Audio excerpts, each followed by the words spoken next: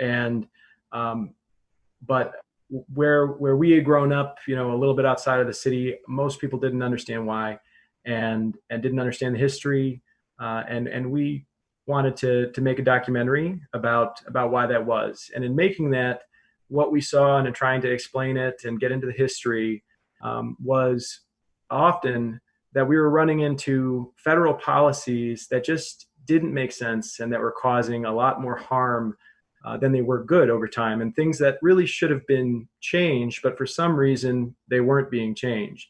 And so we finished that documentary, released it, but I still had these continuing questions about, and the desire to explain them. So I continued to research. I got more involved in different groups. I tried to, make a change as best I could. And I found in doing so and interacting with people that I kept running into a lot of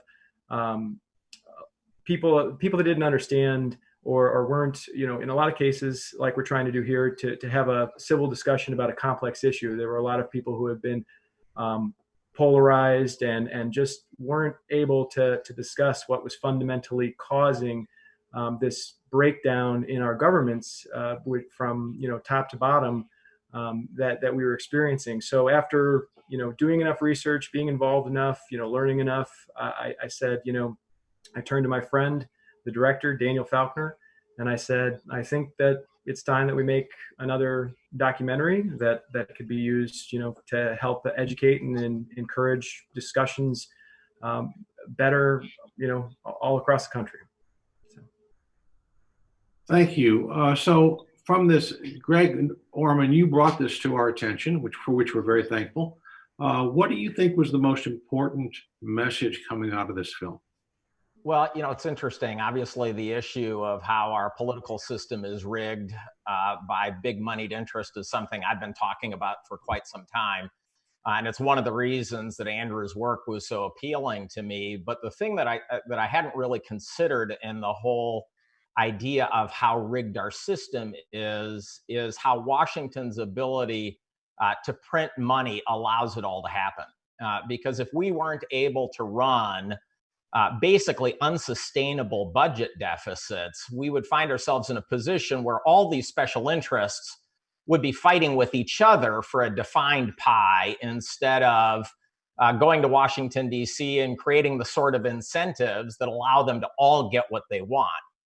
And, I've often said that Democrats and Republicans don't work together anymore. And when they do, it's generally in service of screwing the American people. And I think this documentary sort of pointed that out very clearly. And so I think that connection to the ability to print unlimited money, run unlimited budget deficits, and how that allows this system in part to persist was a compelling piece of the argument that I hadn't previously considered. Thank you. Daniel, you are I believe you describe yourself currently as an independent, but certainly a former Republican. And as I recall from days gone by, the deficit was a Republican issue. And basically deficit spending was looked down upon, and basically Democrats were being upbraided by the Republicans for not balancing the budget. In fact, many of them signed onto a constitutional amendment to balance the budget. Imagine where we'd be now if that were in place. What's changed? One of the concepts that I discuss with my students in my classes is a concept that I call selective and situational outrage. And when it comes to deficit spending, it's a lot easier to be outraged when the other party is in control running the deficit than when it becomes your responsibility. And this does work on both sides of the aisle, but in this case, as you correctly pointed, Alan, is under Democratic presidents, Republicans express great concern, if not great outrage, about the level of government spending and the deficits that are the result of that spending. They become much less concerned when either additional spending or tax reductions cause the kind of deficit increases we've seen over the last few years. If I can, though, I want to be presumptuous enough, Alan, to answer the question that you asked Greg about what I liked best about Andrew's movie, because I really thought it was just tremendous. Andrew, you and your colleagues did just a phenomenal job. You ought to be very, very proud of it. And for anyone who's watching this conversation who hasn't yet had a chance to watch the movie, I can't tell you how strongly I'd recommend it. What struck me most about it, aside from the thrust of the overall message, is the work that Andrew and his colleagues did to make it clear that this was a bipartisan affliction. And if you go back to this conversation, this concept I mentioned a moment ago about selective outrage, it's really easy for Democrats to rage at Republicans, Republican and conservative special interests. It's equally easy for Republicans to rage about left-leaning Democrat or progressive special interests. But unless or until Americans decide that a poisoned political system has roots in both parties at both extremes, we're going to be too divided to do anything to make the system better. And one of the hardest things about politics is taking on the people on your own side when they do wrong. And I think the terrific thing about a movie like this is it makes it clear that if we're going to fix a broken system, it requires us to stand up to our own allies, not just our already existing enemies. No, I think that's a very good point. And Alan Holloman, you've been teaching political science for 20 some odd years. And so I would ask you the following question. One, what did you think was the most important part of this documentary? And also, have you seen an increase in cynicism among your students towards the process? I agree with Greg about the connection about debt and the dysfunction of the system. I agree with Dan very much about the way that this film holds out the dilemma that this is a bipartisan problem that our system faces. I think one thing that struck me in the system was Justin Amash talking about the sheer difficulty of doing the job. Constantly having to raise money, unable to read bills because of the way that the chamber organizes itself internally. And it seems that the people that we need to fix the system are those who are part of the problem. And the thing that struck me was, and I wish the film had addressed it a little bit more, why do so many people want a legislative career? It was originally intended this would be a public service. You do it for a while. You don't stay there till you're 86. What is the incentive to stay? If it's so hard to raise the money and the workload is so bad and you're so frustrated, why do so many people hold on to it by the bloody tips of their fingernails? And I think we as citizens need to talk about that. And talking about students, I've seen lots more cynicism. I taught a course this last semester on American democracy. Democracy American Style is what it was called. And at the end of the semester, I asked the students to rate what they consider the quality of our republic to be on a scale of 1 to 10. 10 being a very good functioning democracy, 1 being god awful. And our dear country scored about a 4. That was the greatest grade. And I found that truly depressing. And it shows that we all have a lot of work to do. So I think it's a great effort. It's a great effort. And you laid out a lot of complex problems very, very clearly. I'm looking forward to the second version of the film that goes into a lot of other things I wanted to ask you about. Okay, thank you. Alan, do you mind if I respond to Alan's comment? Please. You know, I've spent a lot of time trying to recruit candidates to run for office, and I'm generally trying to get them to run as independents, and that sort of creates a whole nother layer of complexity. But I think it was telling. I had a conversation with someone who had been very successful in business, had decided, for the longest time, 3 decades, his wife told me, he wanted to be in Congress or to be a United States senator. And so I spent a lot of time trying to get him to run for office. And he finally came to the conclusion that he didn't want to run. And when I asked him why, he said, well, right now we control our life, we control our schedule, we get to go where we want to go, when we want to go. I just don't think it will improve my life. And I said to him, if that's the case, you shouldn't run, because being a United States senator should not be about improving your life. It should be about improving other people's lives. That's the definition of public service. And it's not public service if it's the best job you're ever going to have. And I think for far too many people in Washington, and I am a cynic about most people in Washington, but for far too many people in Washington, it is the best job they're going to ever have. It's the highest pay. It's the route to a potential job in lobbying. They've got 20 or 30 people at their beck and call at all times.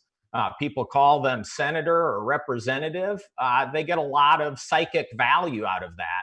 And so I think it gets to sort of another issue, which is we have a system that does not attract the best people. And the reason they want to hold on to these jobs that seemingly to many of us would seem like they're difficult jobs to do and maybe frustrating, and you could even describe them as terrible jobs, is it's because it's the best job they're ever going to have. And it's unfortunate to have to say that, and I realize that's not a very polite thing to say in a forum where we're supposed to politely discuss things. But as I was thinking about Andrew's movie, the suffragettes, the people who fought for civil rights, they were all told to sit down, to be quiet, to know your place, to be polite. And ultimately, that didn't get anybody anywhere. And so I think, Alan, part of the reason they hold on to these jobs is it's the best job they're ever going to have. Let me just sort of move over to Dan for a second here, because now I worked in Washington back in the 70s, worked on Capitol Hill, and actually among the people I worked for, my sense at the time, and we're always worried about looking backwards and sort of with rose-colored glasses about what the past used to be. But there were, I think, a significant number of members of Congress who saw this as basically a public service, who really liked what they did, and they did it very well. Actually, the local representative here, Dick Bowling, for example, was probably one of the real giants in the House of Representatives, which would probably fall into that category. But Dan, your experience, you've been around politics a long time. You worked for John McCain. Respond to what Greg just said. Is that something of the past, or was that always there that way, you think? Well, I think you make a good point, Alan, which is we do tend to look at the past through rose-colored glasses. And there's always been partisanship. There's always been special interests. But historically, there's been an ability for our leaders in both parties to rise above those challenges when it becomes absolutely necessary. And that's much more difficult today than ever before. I talk in my classes about Tip O'Neill and Ronald Reagan working together to reform to save Social Security. I talk to them about Newt Gingrich and Bill Clinton working together on welfare reform. I may as well be talking to them about my favorite blacksmith and my old 8-track tape player. They don't doubt that I'm telling them the truth, but it's such a historical distance. It is irrelevant to their lives. And to go back to the point that Alan Holman was discussing earlier, what I think's happened over the years, particularly when it comes to young people, and if any of your students are watching this, I hope they'll weigh in with questions and comments on this also. But what I see in my classes is that when I began teaching in the 1990s, many young people, most young people, were cynical about politics. Since then, they've moved from cynical to absolute disregard and disdain. In other words, the traditional political system that you and I came up through is simply no longer relevant to them. And if you look at the data, you see, of course, that the millennials and Generation Z vote in smaller numbers than any generation in America today or in recent American history. But if you dig a little bit deeper, you see also that these generations volunteer their time back into their communities at greater levels than any generation we've seen in quite some time. And the reason for that, if you talk to these young people, if you talk to the students and you listen to them, is they believe in community service. They believe in public service. But even if they haven't seen Andrew's movie, what they intuit is that there are rich people who, even if my student gets one vote, that rich special interest on the left or the right gets 1 million votes, or 10 million votes, or 50 million votes. And rather than fight that system, they'd simply rather clean up a park. Okay, Andrew, I want to get back to you for a second. There was a very famous speaker of the California legislature named Jesse Unruh. And Jesse Unruh, very famous. First, he said, of course, that money was the mother's milk of politics. This was back in the 70s or 80s, I believe. But he also said, if you can't, drink their booze, take their money, and still vote against them, you don't belong in politics. So in putting together this documentary, do you think you discovered a change? Has it evolved? Or was it sort of always this way, but we didn't have social media and we didn't have as much transparency? I think it's always been this way, and I think one of the major points the documentary makes is just the how exponentially it has changed in the last 60 years, where there's always been problems, but when you have a system where the money that those special interests are spending to get their way is coming from the government without having to be taken from the people, without having to be appropriated, taxed, without it coming from the people, and the money is going to the special interests, and then the special interests have to just reinvest a portion of it back in, then suddenly you have this system which is completely unchecked. Because back in early American, I mean, we've had horrendous problems in American history, but there still was an ethic at times of kind of that the we they maybe they could have always printed untold amount of money. I mean, during big conflicts, you always can, but there was an ethic that, I mean, right after World War II, Harry Truman started trying to just level off where they were at. But as America's credit card became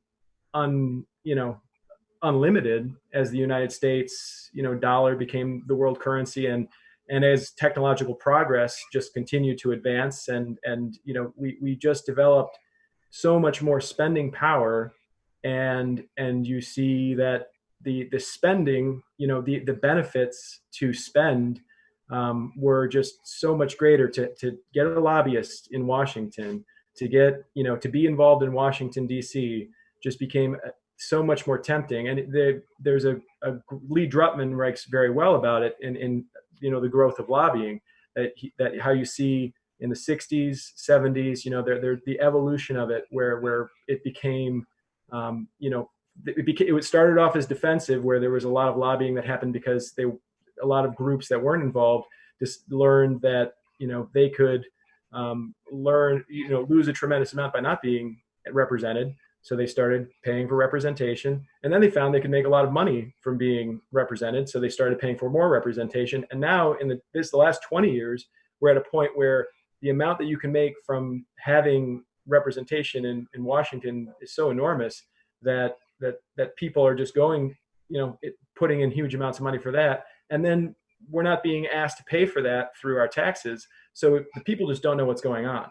And I think that explains what, you, Dan, explained with students' lack of involvement, is that it's just like, we have no idea what's going on. And so, we don't feel it. I mean, when I was in college and we invaded Iraq, there was no request for a tax increase. This all just happened on the news. I mean, like there might have known a few people that were going off to war.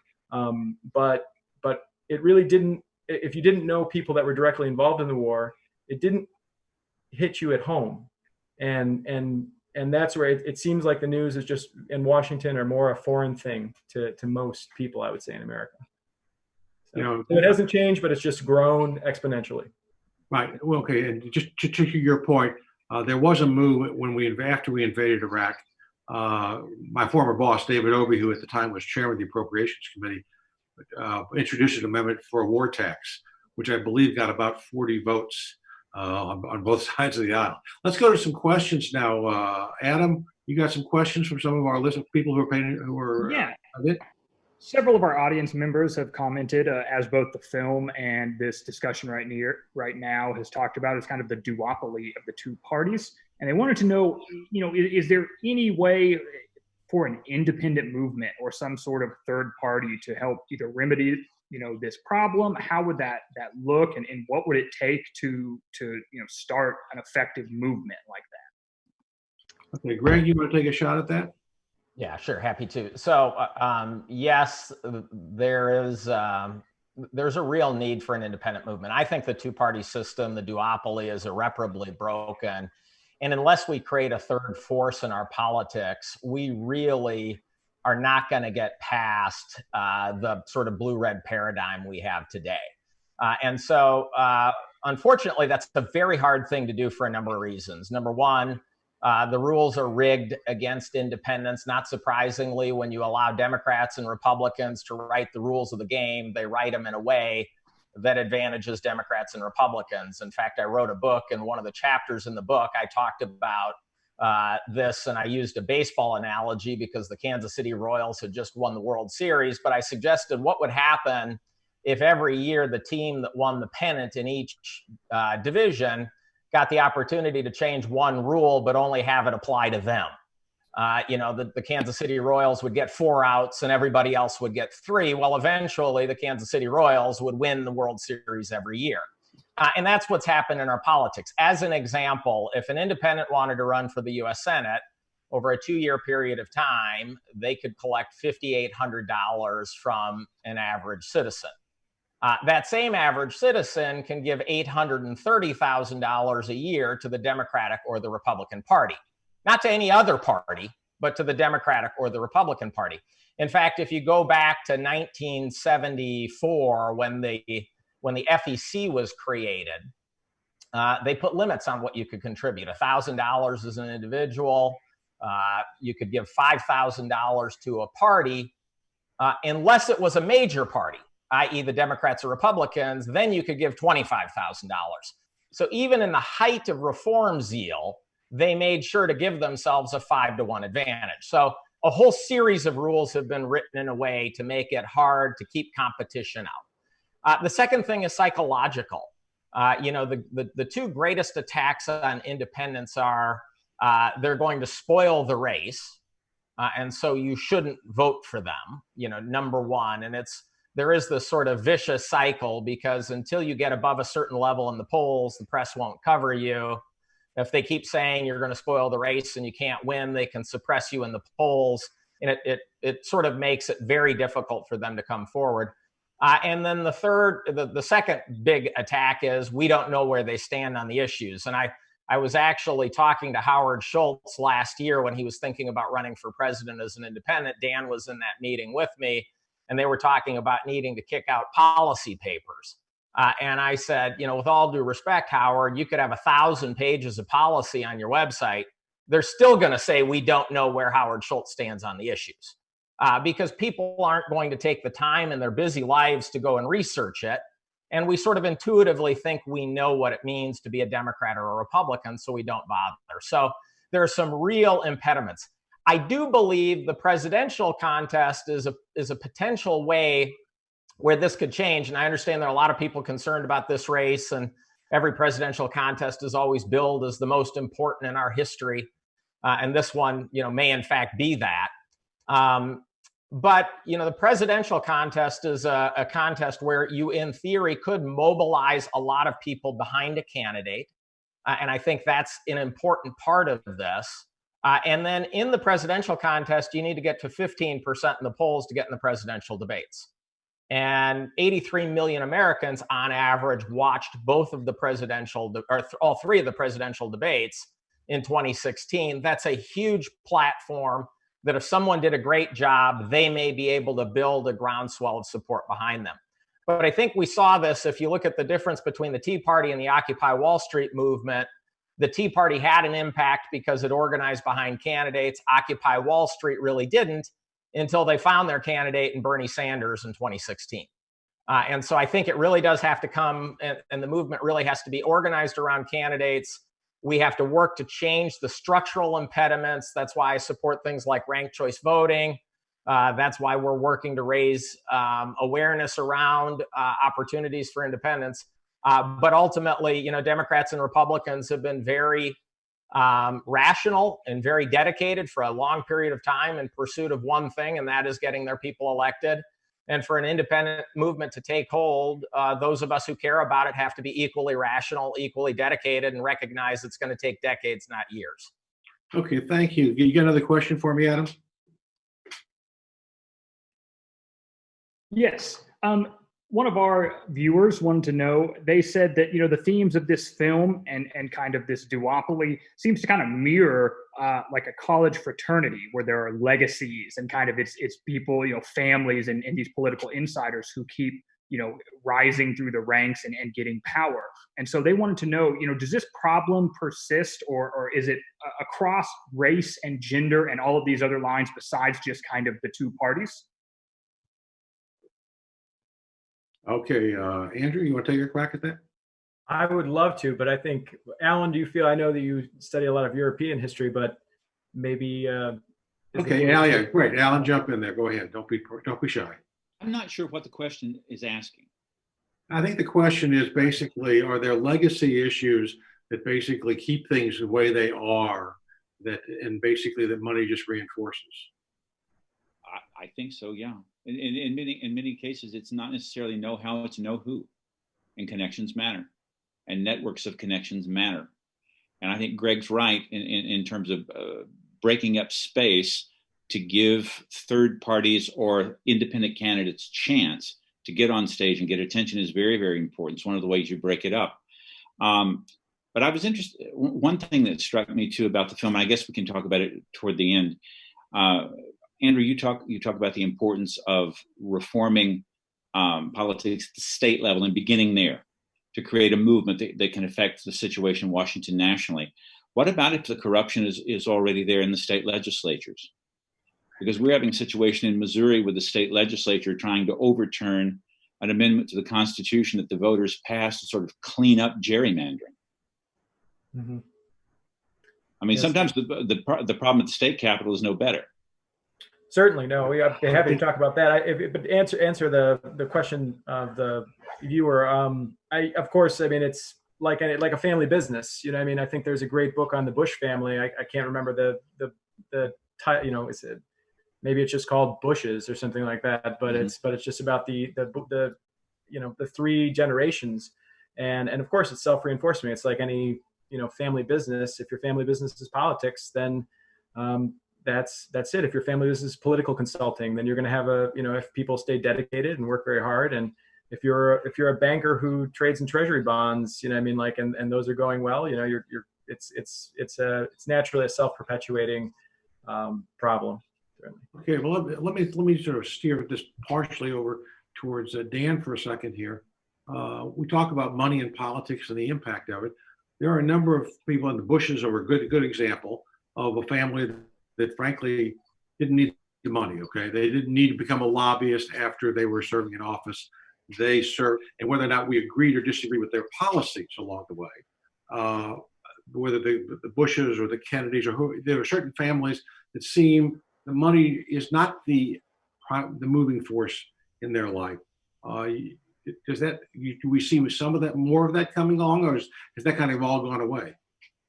I'll go back to a point that Greg made earlier, which is for too many people in politics in Washington and state capitals, being an elected representative is the best and, more alarmingly, the most lucrative job they'll ever have. And I'm not suggesting for a minute that only wealthy people should run for office out of a sense of public service. But if people see public service as a professional / financial achievement for them, it's going to be a lot easier for a special interest in either party to turn their head. If I may, Ellen, I'd like to go back to the previous question, because just seeing the Q&A online, I read, I believe, Kathy Bale's question a little bit differently about demographic engagement in these issues. And as she points out correctly, we happen to be a panel of white men. But what I would say is this, is that underrepresented minority communities, female voters, voters with other gender identities, the stakes are even higher in those communities. Because if the system is run by powerful insiders, those voices that have been habitually excluded are going to have an even tougher time being heard. Here in California, and I can't speak for the rest of the country with the same authority, I'm proud to say that some of the most respected voices in the reform movement, Kathy Fang of Common Cause, Astrid Ochoa Garcia of Future of California Elections, Mindy Romero of the California Civic Engagement Project, do speak for these underrepresented communities, not specifically, but as part of a broader overall reform message. I think ultimately, if this effort is going to succeed, while I personally and somewhat self-servingly find this panel fascinating, ultimately we're going to succeed when a conversation like this one looks a lot more like the rest of America. because while Alan and Greg and Andrew and Alan and I all have a tremendous amount to gain from the kind of reform of the system that the movie talks about, voters or non-voters in those underrepresented communities have much, much more to gain. I think that's a very good point, and this is sort of an exceptionally, you should forgive the phrase, white male panel for American Public Square. It came together this way, but it is unusual for us. But I appreciate the point that people make, and I appreciate that your point, I think it's a valid one. I think that, Adam, you got another question for us? Yeah, we've had quite a few people ask about, as was mentioned earlier, a lot of especially younger people are more focused on doing community things. Maybe they're distancing themselves from politics. But one of the topics that was brought up in the movie was the idea of things like vouchers that would allow people to kind of support their candidate. People had some more questions about those. Is that actually an efficacious method to remedy this problem, and things like where would the money from those vouchers come? Is there other solutions that kind of work on a more state or local level as opposed to just trying to change this problem at the very highest federal level? Andrew, you want to take that? Sure. I think that starting at that local level is the right way to go. And vouchers, we weren't we were trying to issue a bunch of proposals for this is how you solve the country. We were trying to show viewers these are ways that different cities, states, organizations are trying to solve things at the local level. And vouchers are certainly one of the more popular and supported measures, though Seattle and New York are probably the two largest actual entities that are trying them now. And in terms of efficaciousness, I mean, it's to be seen. The laboratories of democracy, right? Is the saying for the states, and I think that vouchers are being tested out. When you talk to some independent candidates, they tell you the great benefit of them, because when you're an incumbent, you get enormous support from whatever lobby or interest group just wants your support, and when you're not, then you're how do I raise this money? I'm trying to talk directly to the people. So I think that it's a great concept, but I don't think that it's been definitely proven. It's a great opportunity, but not one that I've seen personally that I could say that's the way to go. And especially I wouldn't support things at a federal level until it's been proven out a little bit more on the state and local scene. Okay, let me just sort of say a couple quick things, because I think that we need to give for some context. First of all, we did have a balanced budget in this country. 1999, 2000, last 2 years of the Clinton administration, we actually had a surplus. Most people forget that, and so to the extent that somehow leads to the bad behavior, or sort of increases the bad behavior, maybe it's not always the case, because I think the behavior was fairly bad in those periods, or similar in those periods of time. The second thing is we've had a wide series of different efforts at public financing. In fact, federal elections, presidential elections, were always federal. We're always had public dollars, and really that was changed when Obama chose to abandon the system in the general election in 2008, which became a strategic political decision, and the outcome of it may have been obviated by the decision in 2010 on Citizens United, but the reality is that the days when a candidate spent $50 to $100 million on a national presidential campaign are over. So what I wonder about here is what adjustments would you make, Greg, on the dollar side of this to deal with the problem that we've got? Well, a few things. And Andrew appropriately pointed out that if you're an incumbent, raising money becomes transactional in nature. And in fact, in the documentary, they talked about people spending 25 or 30 hours a week while Congress is in session in call rooms. We recently did some polling that's part of a series of polls that have been done over the last 2 decades about how Americans think about certain things. And we tested 3 things as they related to this issue of fundraising. One is 82% of American people believe that Congress should be prevented from raising money while Congress is in session. a wide group of Americans, wide majorities of both Democrats and Republicans believe that when you're in the nation's capital doing the people's work, you shouldn't be in cocktail parties and call rooms raising money. You should be in committee hearings and engaged in the people's work that you get paid $175,000 a year to do. We also talked about preventing lobbyists from bundling contributions, making contributions, or holding fundraisers on behalf of federal candidates. 85% of Americans, again, wide majority of Democrats and Republicans, believe we should do that. And that's about sending a really simple message, which is, we believe in the First Amendment. If you want to provide information, if you want to lobby, that's fine, but our government's not for sale. And then finally, big majorities, in fact, again, well over 80% of Americans believe we should have a lifetime ban on lobbying for members of Congress.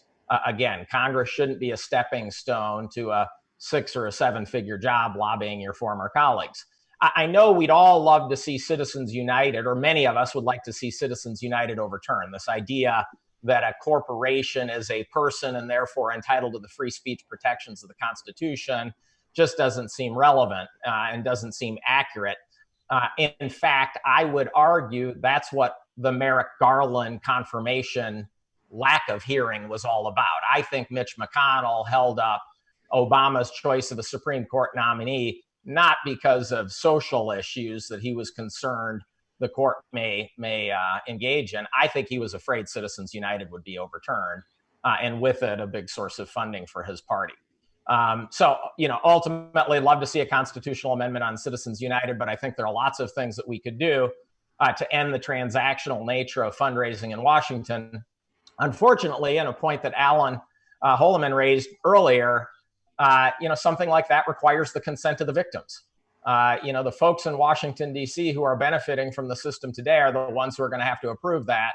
And my suspicion is Speaker Pelosi and Senate Majority Leader McConnell, they want their caucus members in those call rooms. There's no way they're going to advocate for something like that changes that system.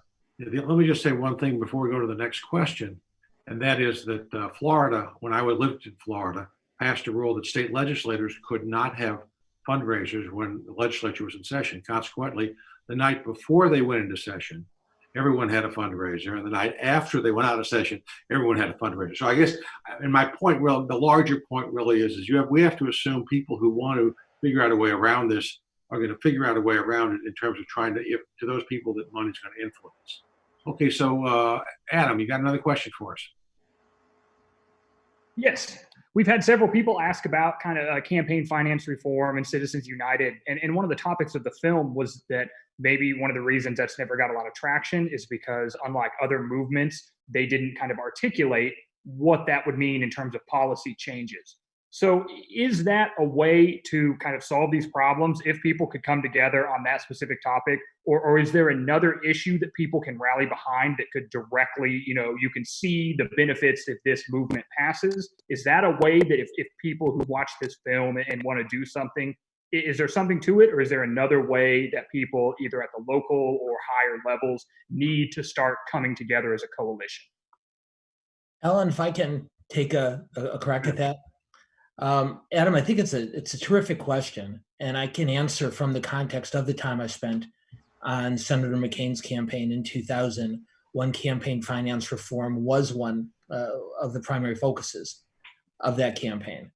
What I learned that year, or over those 2 years, is that for the average American, if you recite the words campaign finance reform in succession enough times, you will put even the most caffeinated audience in the world to sleep without much problem whatsoever. Incidentally, the word reapportionment is a more efficient way of accomplishing the same goal. But what you learn from both is that for people like us who care enough about political reform to watch a movie like Andrews and to engage in conversations like this one, we are, I'll say politely, somewhat outliers in the overall community. And what I learned that year is that any political reform effort, whether it be campaign finance or any other type of structural change you think is important, will only engage the broader electorate if it's tied very specifically to a matter of public policy.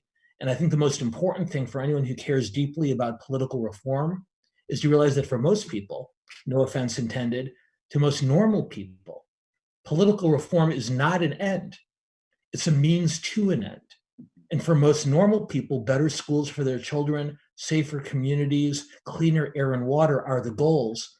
And it's incumbent upon the reformers to explain how their reform will help the average citizen achieve that goal.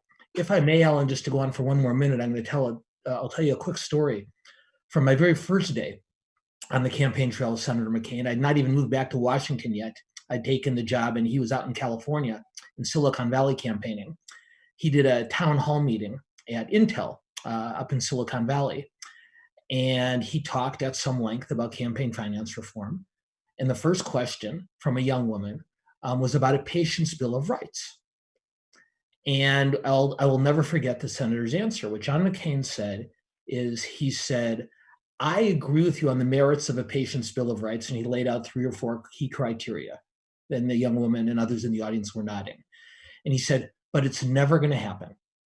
He said, it's never going to happen because my party, the Republican Party, is a wholly owned subsidiary of the insurance companies and the HMOs. And the Democratic Party is owned and operated by the trial lawyers. So when it comes time to draft healthcare policy in Washington, D.C., who sits at that table?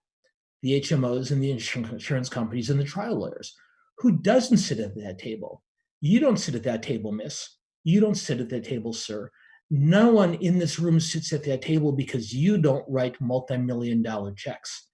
If you help me pass campaign finance reform, I will get you your patient's Bill of Rights.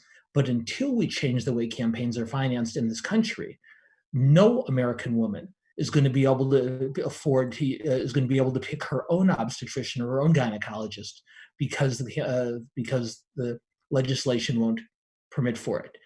So by taking a very abstract, ethereal issue of campaign finance reform and tying it to a very concrete healthcare policy matter, he was able to demonstrate to voters how that issue could be a means to an end. And so what I would say to the question that Adam read on behalf of our audience member is the issue can be almost any: job creation, environmental protection, education, public safety. But if voters see how your reform will make their and their families' lives better in a not abstract but tangible way, that's the way you build public support for reform. Full stop. And taking your point, is that the reason you would, and the rest of you jump in here, this year, when Elizabeth Warren, the centerpiece of her campaign was corruption. She said corruption at least 3 times in every speech that she gave, and the campaign finance system was used in some ways as the centerpiece of that, but it never really got any traction. You think it's because there was she didn't reduce it down to how you're going to have better schools? It was an abstraction, and it's one that infuriates people. Everyone hates corruption. Everyone hates special interests, but they vote on much more tangible matters that affect their daily lives. And tying that issue to one or more of those issues, I think, would have made it a much more successful exercise for her. It's actually one of the things, Alan, that, I love this movie. I think Andrew did a great job, but as Dan mentioned, we all sort of view this thing a little bit intellectually sometimes. And I think it's been one of the issues with the reform community for the last decade is we have to get at more emotional issues. We have to capture people more around things they care about. As an example, we talk a lot in the movie about the pharmaceutical industry, the fact that they spend $300 million a year on lobbying, the fact that the lack of negotiation of prescription drug prices costs Medicare anywhere between $30 and $50 billion a year. But the real issue, the real tragedy is that it comes at the expense of people fighting oftentimes debilitating diseases. In 2018, a third of adults said that they skipped taking their prescription drugs because they couldn't afford them. 42% of new cancer patients deplete their entire net worth within the first 2 years of cancer treatment, again, because they can't afford their drugs. In fact, 1 out of 4 of them don't take their cancer drugs, life-saving drugs, because they can't afford them. And so you start thinking about those issues. one out of every 3 GoFundMe pages right now relates to a medical crisis. And that's what we have to reduce this to. We have to make sure people understand that there are consequences to this. It's not just this budget deficit that a lot of people don't care about, or it's hard to understand because the numbers are so big. We have to make this about real people, about real problems, about how it affects their lives, how this corrupt system is leaving so many Americans behind in so many ways. I mean, there's a reason in 2016 that 45% of all votes cast in presidential primaries went to unconventional candidates. If you think about it, median household income in America hasn't risen in 2 decades. The amount of time it takes a kid to go from being born to their sophomore or junior year in college, that's how long it's been since the average American family has had a pay increase. And at the same time, the things they spend so much money on, healthcare, childcare, higher education, have so far outstripped the rate of inflation that the average American family doesn't feel like they're treading water, they feel like they're drowning. And that's what we have to connect these reforms to. Those are the issues that we have to get at if we want this reform to be front and center. Okay, well, let me just ask this question, because I think we all thought that the film, the documentary that Andrew created was very, very good. But I'd like to ask each of you, and just take 1 minute to give me the answer. What was the one thing in there that you either didn't like or disagreed with? And I'm going to start with Dan. Well, there's really nothing that I didn't like. But I would, on the suggestion, as someone who doesn't know how to make documentaries, Andrew, so I say this with appropriate respect, is I would build on Greg's point, which is, I think you made a very, very powerful argument. But the last step in that argument is saying, and this is why your and your family's life isn't what you would like it to be, and how it could be if these reforms were achieved. So that's maybe not a criticism of the movie, but just a plea for a sequel. Okay, Alan Holloman. I agree. There was nothing in this film I didn't like. I thought it was very well done, very thoughtful, and my classes will see it, I promise. One thing, though, that I wish that it had talked a little bit more about, and I'm going to be devil's advocate here. If you're running for office, those campaigns cost money. What are things that we can do to lower the cost of campaigns? For example, some countries require broadcasters to provide certain amounts of free media time to lessen the need to raise money.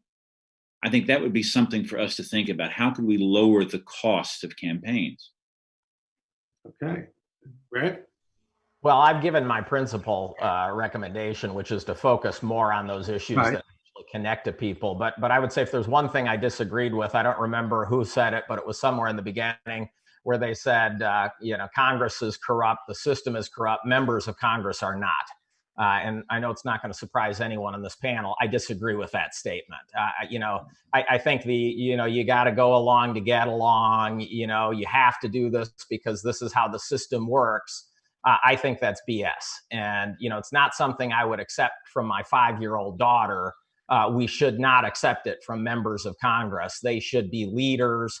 They should be out there doing what's right for their constituents, even if it costs them their job. Public service without courage quickly becomes self-service. And I think we've got a lot of self-servants in Washington. And so if there was one thing in the movie that I say I disagree with, it was when someone made the statement that members of Congress aren't corrupt. Maybe they're not corrupt, but they're certainly cowards in most cases. Yeah, well, let me just sort of, I thought the movie was exceptionally well done. And I think that the one point that I would raise, which sort of contradicts what Greg just said in some ways, I think there are a number of elected officials, doesn't have to be members of Congress, because this whole thing could be applied across the board. I think there are a number of people who basically solicit money from people whose views they already take when they come into office. In other words, if you're in the insurance business and you get money from the insurance industry, you probably believed their perspective in terms of the way to go about things when you got there. And therefore, I don't think that certainly makes you corrupt. I do think that, and the other larger question, though, which I think Greg raises, which is the go along to get along concept. That's an old concept that's been there for a long, long time, long before the money dominated things in the same pervasive way that it does today. I think the question really is how do you make it the Congress function without the impact on the way it functions by all this money? Let's go to another question. Adam, you got another one? Yeah, as we near the end of our hour here, I think we have time for one more. Something that somebody mentioned wasn't talked a lot about in the film is the role of the fourth estate and of media in all this. What do all of you see as the media's role? I think it's an easy opinion to take that things have become more polarized, the way people view media and how the intersection of media and politics. What role do they play in this? You know, what should we expect as citizens of a country, especially from our different media outlets, and you know, how are they really affecting this issue? If I can start, Yeah, if I can start there. Actually, I'm sorry. I was trying to rope in the fourth estate into this documentary, but it was already so dense that it just wasn't possible to do. But I did see that the money, you know, the largest share of campaign finances are going towards media spending. So all this growth in spending is mostly going towards communications, you know, consultants on communications, focus groups.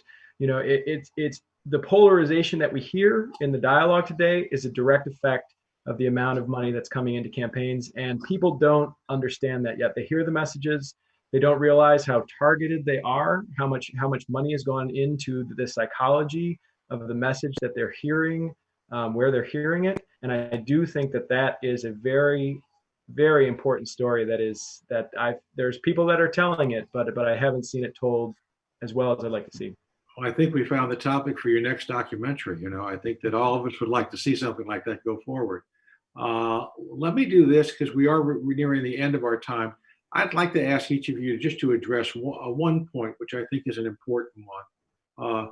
And what we do, if you were to eliminate, let's suppose you were to solve the money problem. In other words, whether it's through public financing or some vouchers, whatever the actual remedy may be. And we all know that what we'll do it best is to ameliorate the situation, to make it less corrupt. It's sort of, I think, a reasonable and frankly laudable goal at this point in time. How does that help Joe citizen or Sally citizen? You know, the fact is that they've still got their life, and how are they going to have a real voice? I mean, what changes for them? Greg, you want to take a shot at that first? Well, you know, democracy requires active participation. And so, you know, to the extent that we have a system that's more responsive to the needs of the American people, it might lead to more engagement on the part of the American people. And I think, you know, Charlie Whelan, who started an organization called the Centrist Project. It's now called Unite America. I'm on the board of Unite America for full disclosure. But he's a professor at Dartmouth, and he had a great comment on this. He said, you know, there's an old saying, you're either at the table or you're on the menu. And he was referring to the millennial generation. And he said, and in your case, you are the menu. And he said, we can't deal with politics the way we deal with a bad restaurant. You know, the way we deal with a bad restaurant is by opting out, by not going there. And ultimately, over time, it will go out of business. This one will not. And so I think if we have more responsive government, if we have government that is focused more on the needs of the American people and actually actively meeting them, instead of serving their own needs by serving the special interest and the donor community that gets them elected, I think that might lead to more citizen involvement in our government because they will view it as being something worthwhile to spend their time on. You know, the millennial generation, we've talked about them a little bit here. It's interesting. The millennial generation is the only generation alive today that actually consumes their values. And what I mean by that is they are disproportionately more likely to patronize a company or a business if that company or business lives up to their values. And so I think they are a generation that is ripe for being engaged in politics if they feel like there's a lever they can pull to actually make a difference. Absent that, they're going to make a difference, like Dan said, by cleaning up a park or by making sure that they shop and spend their dollars at places that ultimately share their values. Okay, thank you. Alan Holloman. Well, I have to say this, given what I do for a living, but I think civic education Not just this, but starting in the schools, going all the way through school, even requiring it in higher education, to make sure that people have a better understanding of their country's history, the basic principles of economics, the plumbing, and have the ability to talk about not only how the system works, but how it ought to work, to have that equipment in their head. I always start my classes saying, you may not be interested in politics, but it doesn't mean politics isn't interested in you. And you can't run away from it. And so working on literacy throughout public education all the way to the top, you have to know more to get a driver's license than you do to vote in the United States. And we got to do a better job. Okay. Andrew. Yeah, in terms of what the world could look like for somebody, it's up to their imagination, because I do think that if you want to talk practically, it is what Greg touched on, which is healthcare, education, housing. I mean, those values have tripled. I mean, how much do we pay on rent? How much do we pay for healthcare? How much are you going to spend on your child's education? It shouldn't be like that. It's not like that in many countries of the world that function a lot better. And it's not a quantum leap to make that jump. It's a pretty rational decision. The incentives are just out of whack. You can point to countries that are doing it better. So I think that that's practically speaking it. But if you want to touch on somebody's, imagination or heart, I mean, there's so much that we could do. I mean, it's such a shame that we are continuing to debate, proven facts and not just cooperating in a way that, when you're a child, you kind of hope that everybody's in charge, right? And that these rational decisions are going to get made. And then you get older and you get more involved and you say, oh, geez, I mean, like, these are the trade-offs and everything that I have to make. But if we change the system, the way that this country was founded, was just on this belief that if we change the system, that over the long term incentives will get better. And they had to struggle for a long time. But 150, 250 years almost where things are so much better, and it's possible to really make a bright and better future. But it does start with systematic change, I think. Okay. Thank you, Dan. I'm going to jump on what Alan Holman said and reinforce it, because whether we pass campaign finance reform, redistricting reform, ranked choice voting, there are no magic answers that will automatically and immediately cause the American citizenry to become involved and engaged in the political process the way we would like them to.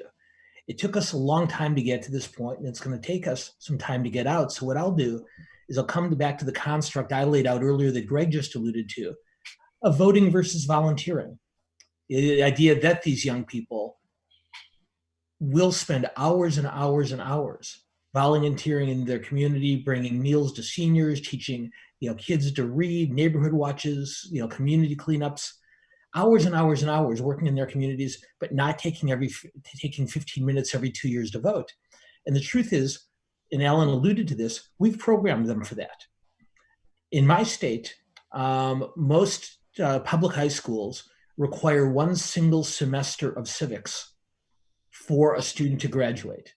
One semester, that's 15 weeks of actually civics and government and geography as a crash course that they get in junior or senior year of high school, which means that the message we are delivering to our next generation of leaders, albeit unintentionally, is that this politics stuff, this government stuff, this democracy stuff is so unimportant.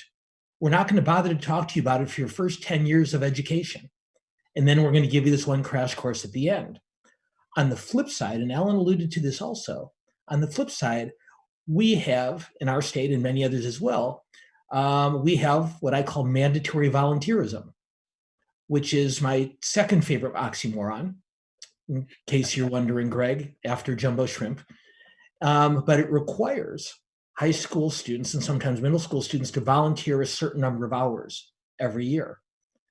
And for all the jokes I can tell about mandatory volunteerism, what I know is that when my students show up at Berkeley and at USC, and they're no longer required to volunteer anymore, those habits have stuck with them, and they keep volunteering. And when they graduate from college, they keep volunteering.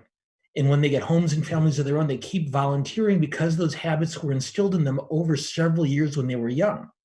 And if we were to institute the kind of civics education program that Alan alluded to a few minutes ago, I think by the time our young people turn 18 years old, campaign finance rules aren't going to seem like nearly as formidable or forbidding an obstacle as they do now, because they'll have spent several years learning that this political process belongs to them.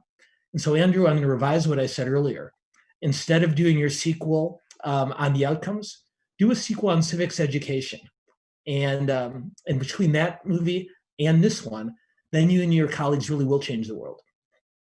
Okay, thank you. And I know you've got an event you're going to tell us about in a second. The only sidebar that I'm going to throw of my own into this is that when I taught over the last 5 years, my students were all required to be registered to vote or they failed the course. Good for you. But Dan, you've got an event you want to talk about? Yeah, for anyone who would be interested in it, I host a weekly webinar for the Los Angeles World Affairs Council called Politics in the Time of Coronavirus. Next week's webinar airs on Thursdays at 11 Pacific time, 1 p.m. Central time. Next week, I'll be interviewing Congressman Adam Schiff as part of the program. And what I'll send in the chat for those who would like it is a web address to go and register to hear me and Adam talk a little bit about the battles that he's fighting in Washington. I don't think we'll be able to live up to what Alan has put on for you today, but hopefully it's something that some of you will find interesting, and I hope you decide to register and join us.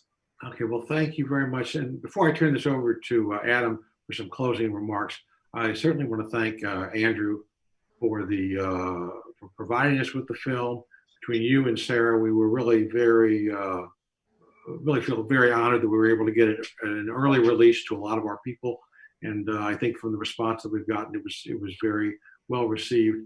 I want to thank Greg for having sent you to us in the first place, and also for recruiting Dan to be part of this panel. And Alan, I appreciate your, as my colleague at William Jewell College, for joining us as well. At American Public Square, we're in our 6th year, and our attempt really is, as I've told people in the past, we're not advocates. What we do is we try to have civil, fact-based conversations, and I think tonight, hopefully, was a good example of one, albeit with our next one will be a little more representative of the way America looks. So without further ado, Adam, you want to close us out? Yeah, and just so all our audience knows, Dan, we can send a link to everyone who's viewed this after the show and to our general audience to let them know about your program. I'm sure a lot of them would be interested. Andrew, one final thing, as we wait with bated breath for the sequel to this film, if I want to watch it again, or if I want to recommend it to my friends, where can we see this in the future? Will it be screening somewhere? Will we be able to find it on online platforms, or what? Well, thank you for the question, Adam. We are going to be doing screenings in states across the country, but as this all evolves with the coronavirus, it's how much physical versus virtual is still something that Sarah and I are working on very carefully. But we'll be doing a lot of screenings associated with community organizations, educational groups, colleges throughout the rest of the year. It'll be airing nationwide on PBS at the start of next year, in January of next year. So everybody's gotten a very early preview of the film. But thank you again. Thanks for everybody. It was an honor to be on this panel, and thanks everybody for taking the time to take this preview and watching it. And thank you, again, for working with us, for allowing our audience and everyone to have a view of it. Thank you again to the panel and to Ambassador Katz for moderating. A few other programs